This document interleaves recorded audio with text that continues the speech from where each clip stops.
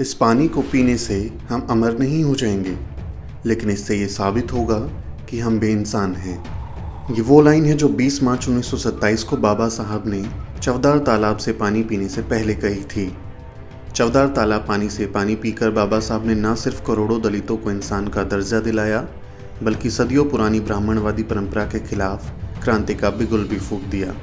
कोलाबा जिले के महाड़ में स्थित चवदार तालाब में ईसाई, मुसलमान, पारसी सभी पानी पी सकते थे। यहाँ तक कि पशु और कुत्ते भी तालाब के पानी का इस्तेमाल कर सकते थे, लेकिन दलितों को इस पानी को छूने की इजाज़त नहीं थी। अंग्रेजी शासनकाल के दौरान 1924 में महाराष्ट्र के समाज सुधारक श्री S.K. बोले ने बम्बई विधानमंडल में एक विधेयक पारित करवाया, जिसमें सरकार द्वारा संचालित संस्थाएं, अदालत, स्कूल, चिकित्सालय, पनघट और तालाब आदि सार्वजनिक स्थानों पर अछूतों को प्रवेश और उनका उपयोग करने का आदेश दिया गया। सवर्ण हिंदुओं ने नगरपालिका के आदेश को भी मानने से इनकार कर दिया था। विलायत से अपनी पढ़ाई पूरी करके लौटे बाबा साहब अम्बेडकर इन दिनों दलितों, शोषितों के बीच जागृति और संगठन के काम में जुटे थे। उन्हीं दिनों महाड़ तथा आसपास के कोंकण इलाके के दलितों के बीच सक्रिय लोगों ने एक सम्मेलन की योजना बनाई और उसके लिए डॉक्टर अम्बेडकर को आमंत्रित किया। महाड़ के वीरेश्वर थिएटर में हो रहे इस सम्मेलन में लगभग 3000 लोग इकट्ठे हुए थे, जिनमें महिलाएं भी शामिल थी। इसी सम्मेलन में बाबा साहब ने 3 सूत्र दिए थे।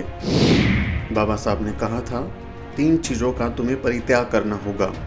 उन कथित गंदे पेशों को छोड़ना होगा जिनके कारण तुम पर लांछन लगाए जाते हैं। दूसरा, मरे हुए जानवरों का मांस खाने की परंपरा को भी छोड़ना होगा। और सबसे अहम है कि तुम उस मानसिकता से मुक्त हो जाओ कि तुम अछूत हो। सम्मेलन में लोगों से बाबा साहब ने ये भी कहा था, क्या यहाँ हम इसलिए आए हैं कि हमें पीने के लिए पानी मैसर नहीं होता? क्या यहाँ हम इसलिए आए हैं कि यहाँ के जायकेदार कहलाने वाले पानी के हम प्यासे हैं? नहीं, दरअसल इंसान होने का हमारा हक जताने हम यहाँ आए हैं। सम्मेलन की औपचारिक समाप्ति और धन्यवाद ज्ञापन रखते हुए महाड़ के सामाजिक कार्यकर्ता आनंद चित्रे ने लोगों का आह्वान किया कि इस सम्मेलन को एक महत्वपूर्ण काम को अंजाम दिए बिना पूरा नहीं समझा जाना चाहिए। उन्होंने चवदार तालाब की ओर कूच करने का आह्वान किया तो वहां बैठे दलित जोश से भर गए। लोग डॉक्टर अम्बेडकर की अगुवाई में कतारबद्ध होने लगे।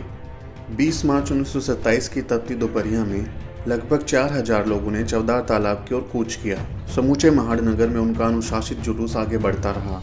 जुलूस में शामिल लोग नारे लगा रहे थे, शिवाजी महाराज की जय, समानता की जय। जुलूस तालाब पर जाकर रुका।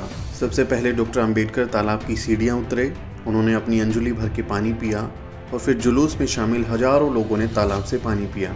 बाबा साहब ने उस समय कहा था, इस पानी को पीने से हम अमर नहीं हो जाएंगे, लेकिन इससे ये साबित होगा कि हम बेइंसान हैं। अछूतों द्वारा चवदार तालाब पर पानी पीने की घटना से बौखलाए सवर्णों ने ये अफवाह फैला दी कि चवदार तालाब को अपवित्र करने के बाद ये अछूत वीरेश्वर मंदिर पर भी धावा बोलने वाले हैं। सवर्णों ने झुंड बनाकर लाठी डंडों से आंदोलनकारियों पर हमला कर दिया। बुरी तरह दलितों को पीटा गया। सैकड़ों दलित घायल हुए, लेकिन बाबा साहब ने लोगों को धैर्य बरतने की सलाह दी। उन्होंने कहा, हमें प्रतिघात नहीं करना है। जन समुदाय ने अपने नेता की बात मान ली। दूसरी तरफ सवर्णों ने अछूतों के छूने से अपवित्र हुए चवदार तालाब को शुद्ध करने के लिए उसमें गोबर और गोमूत्र मिलाया।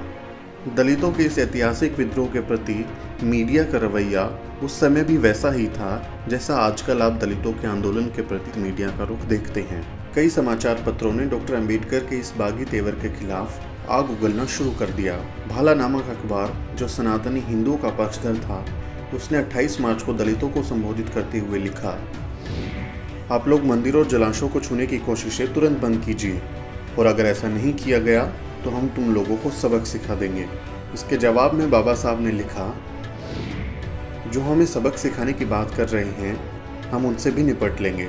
डॉक्टर अम्बेडकर ने पुनः सत्याग्रह की योजना बनाई और पुनः 25 दिसंबर को हजारों की संख्या में लोग इकट्ठा हुए, लेकिन सत्याग्रह स्थगित करना पड़ा। डॉक्टर अम्बेडकर ने बम्बई हाई कोर्ट में लगभग 10 साल तक ये लड़ाई लड़ी और अंत में 17 दिसंबर 1936 को अछूतों को चवदार तालाब में पानी पीने का अधिकार मिला। महाड़ सत्याग्रह ने ही डॉक्टर अम्बेडकर के राजनीतिक जीवन को निर्णायक मोड़ दिया। महाड़ सत्याग्रह की घटना ने अम्बेडकर के अंतरतल को हिलाकर रख दिया। कल तक जो बचा खुचा भरोसा उनका हिंदू धर्म में था, वो भी इस घटना के बाद स्वाहा हो गया। वे भीतर से कर्रा उठे और उनका आक्रोश फूट पड़ा। उसके बाद उन्होंने अपने करोड़ों बच्चों की भलाई के लिए अपना पूरा जीवन लगा दिया। आप देख रहे हैं द शूद्र। बहुजन समाज से जुड़ी तमाम खबरों को जानने के लिए सब्सक्राइब करें हमारा चैनल और बेल आइकन को प्रेस करना ना भूलें ताकि हमारे नए वीडियो की जानकारी आप तक सबसे पहले पहुंच सके।